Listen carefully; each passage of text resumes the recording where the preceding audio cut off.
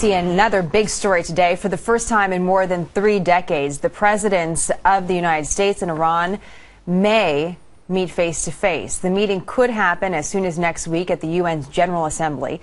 This comes out as Iran's president, Hassan Rouhani, he's a new president, writes an op-ed piece calling for what he calls constructive engagement with the entire international community. Taking a look at this, our chief Washington correspondent James Rosen joins us with more. James? Jenna, good morning. Much of Hassan Rouhani's 930 words in this morning's Washington Post is given over to platitudes, talk of abandoning zero-sum politics for win-win solutions, constructive engagement, that sort of thing. But Rouhani, a trained lawyer, former diplomat and defense official in his native country, also said, quote, "Gone is the age of blood feuds." And he portrayed his new presidency as a chance for real progress on the nuclear issue. Quote, "I urge my counterparts meeting at the UN next week," Rouhani wrote, "to seize the opportunity presented by Iran's recent election. I urge them to make the most of the mandate for prudent engagement that my people have given me and to respond genuinely to my government's efforts to engage in constructive dialogue."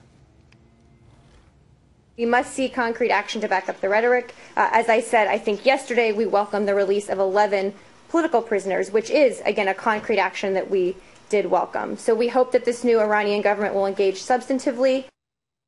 Iran denies it is building a nuclear bomb, but Western nations believe it is, and the UN Security Council and the European Union have accordingly imposed ever tougher economic sanctions that have hobbled Iran's economy over the last 2 years. To us, Rouhani wrote, mastering the atomic fuel cycle and generating nuclear power is as much about diversifying our energy resources as it is about who Iranians are as a nation, our demand for dignity and respect, and our consequent place in the world. Without comprehending the role of identity, Rouhani concluded, many issues we all face will remain unresolved. Former CIA analyst Kenneth Pollock is the author of Unthinkable, Iran, the Bomb, and American Strategy, in which he argues it would be less costly to try to contain a nuclear-armed Iran than to go to war to keep Iran from going nuclear.